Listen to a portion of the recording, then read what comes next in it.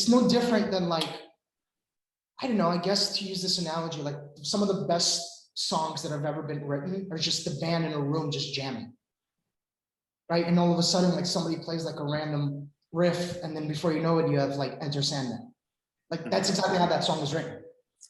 Like, you know, and it's just like, oh, like what did you try this and what did you try that?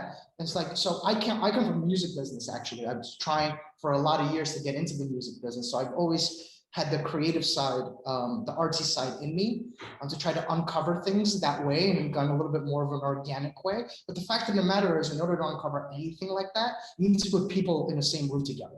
Bottom line. I want to interject there because we actually have somebody in our group that made a deal in that type of environment. I'm not going to mention names because I haven't asked her if that's okay, but she was a newer agent. She had a listing that she was working on, but her seller wanted to find something to buy before she sold her house. And so they were having the most challenging time, and the seller didn't want to list until she knew where she was going. But she brought that to the group, and a lot of people gave her recommendations on including a rent back period or a contingency on her seller finding another home before the property actually closed. And then her seller went under contract, you know, put her house on the market, and then she found a house and everything worked out nicely. And it was just a very easy process. Instead of her waiting months and months, it just kind of got things kickstarted. Yeah, not only that, but it also had a huge ripple effect because she sold like off of that one sale. Now she's a rock star. She sold an icon agent. Yeah, she sold like 5 homes off of that one home. That's one example of many that I think even some people don't even know. That's like kind of an obvious one.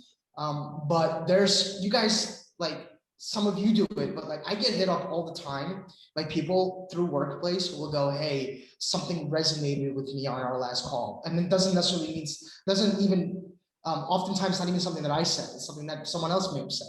You know, I like to think that if they're getting something from someone else that they're telling that person that it resonated with them. I get hit up all the time from people who, you know, get into this business and they know that it might, as new, if they're brand new in the business, they know it's going to take a little bit of time, you know, and then before you know it, after 3 months, 4 months, it's a little bit different for everyone, maybe 6 months sometimes, they finally get that breakthrough, you know, and usually I get that call and that's like the call that I live for. And it's like, things are finally happening for me. And it's as a result of all these combination of things that we've potentially collaborated on, combined with just somebody just continuously and consistently making it happen over time. And then eventually it will come back to you. It does come back to you. Yeah, definitely agree. I love it. So we talked a little bit about the team atmosphere. What other questions do you guys have for Daniel?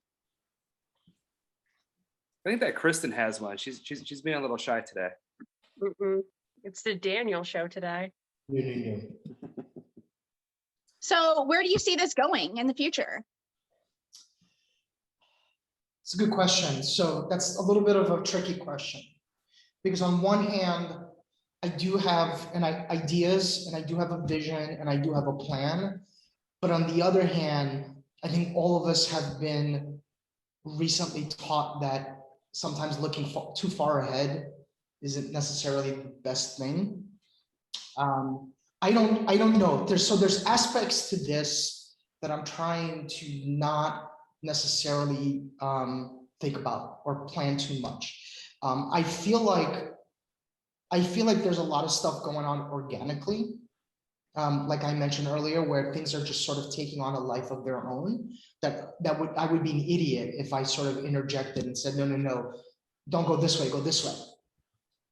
Right? It's again, I think for me, it's I think more than anything else, guys, it's figuring out all the different ways to be able to scale opportunities for me to put myself in front of the right people. That's more than anything else. So like right now, what I want to work on, what I'm working on is figuring out all the different ways to communicate with as many people as possible and to be able to have eventually individualized conversations with people who are potentially either struggling or have kind of hit a wall in their business, and most real estate agents have. See, the problem with our industry is real estate agents And people who are not in real estate don't understand the amount of shit that real estate agents go through, right? So real estate agents, it is hard, right? When you watch someone sell homes on HGTV and you're like, I can do this, not a problem. It's hard being a buyer's agent.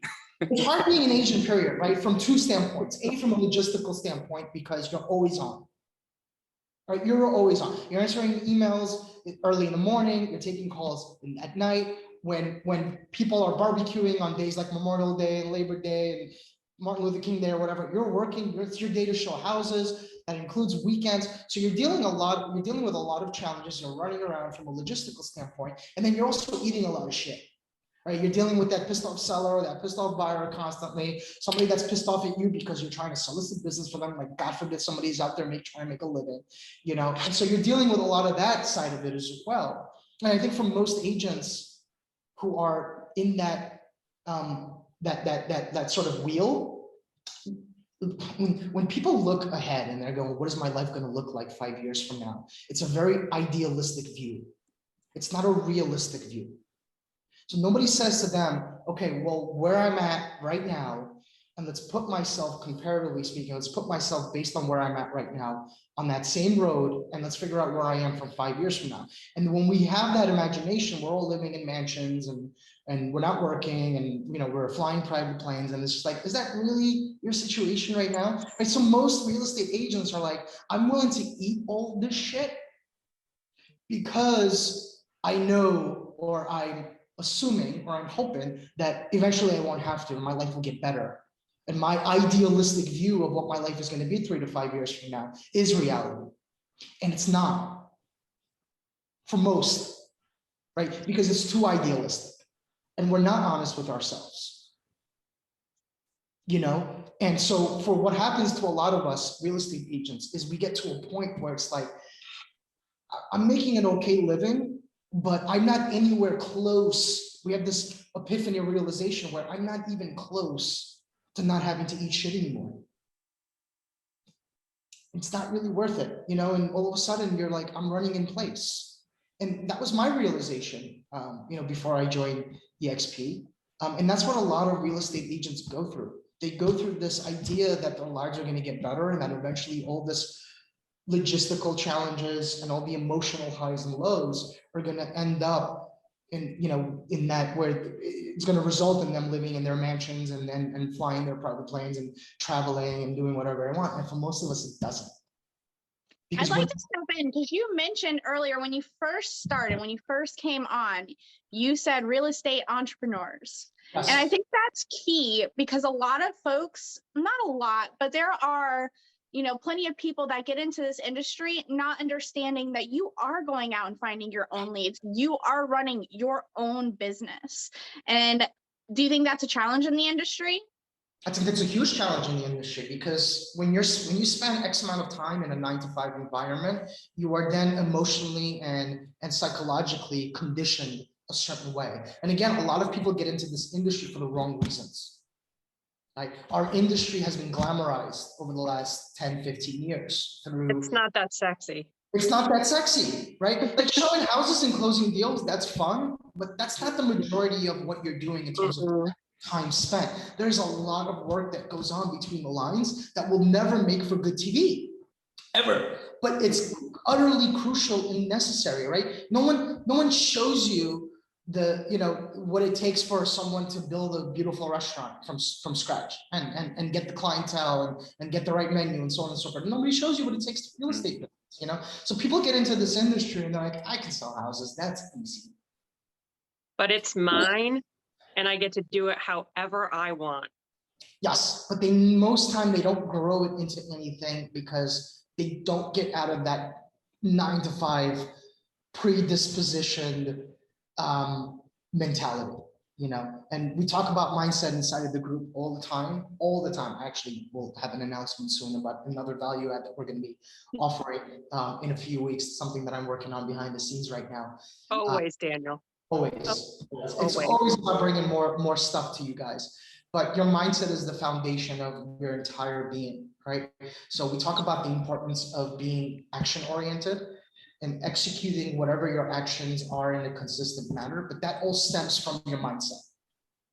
Your mindset is going to be your direct result of how action oriented you are and how much in your ability to sort of drive through all the inevitable challenges, which again, most people, they deal with challenges and they feel like these things are happening to them instead of for them. Most people, and that's part of having the wrong mindset, where people get into this and they deal with mistakes and they deal with challenges. And instead of looking at challenges as opportunities, they get discouraged by them.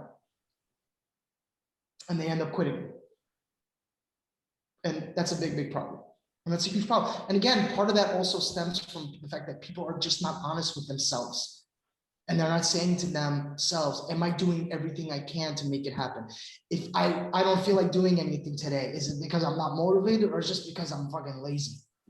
Right? For most of us, it's we're not motivated because that's an easy kind of justification of why not to do something. We would never say to ourselves, oh, we're just lazy, because then that can be derived as insulting. And we're not, most of us are not that honest with each other or with ourselves. I love insulting myself.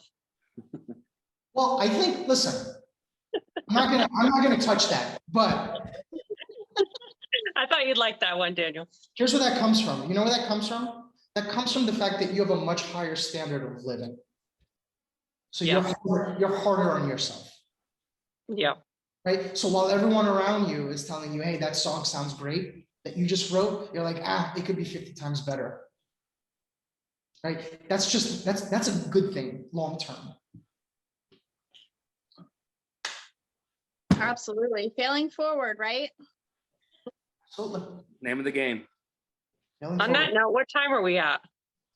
We have about 5 minutes left, We have 4 but minutes.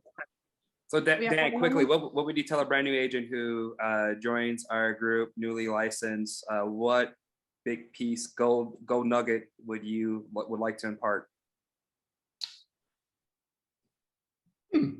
There's no secret sauce to this. So the first thing I'll tell a new agent is don't worry about reinventing the wheel. All right, learn from others who are already doing it and follow the breadcrumbs. That's the first thing. Actually, that's the second thing. The first thing is get your mind right. Right, get your mind right and understand that this is going to be a journey, and understand that in order for building a business is a wave, and before a wave goes up, it goes down. So you have to take that ride down for a little while, and that could be a year, that could be 2 years, and you have to do it, right? And the whole point of entrepreneurship is that we're going to work today so that we don't have to work tomorrow. So you have to put in the time and the effort and the sacrifice and the emotional highs and lows in order to get to ultimately where you're going to get to and achieve the things that most people on this planet don't achieve, because most people on this planet are not willing to take that ride down. You know, so it is a journey. Understand that mistakes are an opportunity. Get your mind right, and just put yourself out there. Like people just have to kind of be out there without any predisposed ideas of what can happen. If somebody says no to you, people are afraid of no's, right? So somebody says no to you, it's okay. Like you have to build that kind of thick skin and build this idea and understanding that most people are going to say no. That's just how it works. Most people are going to say no. But no isn't necessarily a no. It's just, it could be just not now. You know, so how you look at things is really, really important. So yeah, I mean, for new agents who are going in, the mindset is really, really important, and the right people around you is utterly. So those two things have to work hand in hand. Mindset with the right group of people. And unfortunately, most people are joining organizations for the wrong reasons. And partially it's because they don't know what they're looking for and they're not asking the right questions. And as a result of all those things and maybe a couple of others, you're seeing a 90% fail rate in our industry, which is sad because you're seeing a lot of potentially talented individuals whose talents are not realized. agreed. Good words of wisdom to end off on, I think. That's it. That's all we're doing today, right? Less than a minute. All right. That's it. It's like the Oscars. I'm very tight. All right, everybody. Well, thank you so much for being on the show today, Daniel. We'll have to have you on again to do a little bit deeper of a dive into what we talk about and like how our teams are set up. But very high overview. Again, please, if this video resonated with you in any way, like and subscribe, see our future videos. We're gonna try to include a little bit more of our teammates to come on the show, have a little bit more guests on the show as well. And the person that mentioned the haunted houses, we have not forgot about you. I promise we are going to do a video on that too. So just wanted to shout you out, okay? We like the comments. So if there's anything else that you guys wanna see, please let us know. Thanks, guys. Thank you, everybody. Thank you for being here. Anytime. Have a great Like day. and subscribe. Like and subscribe, that's right. And follow the Global Excel group on Facebook. Yes. Yes. Go follow us on Global Excel, not Alliance. Send that link out in posting this video. Yeah, for Absolutely. sure. All right, thank you guys again. Thanks. Bye. Bye. Bye.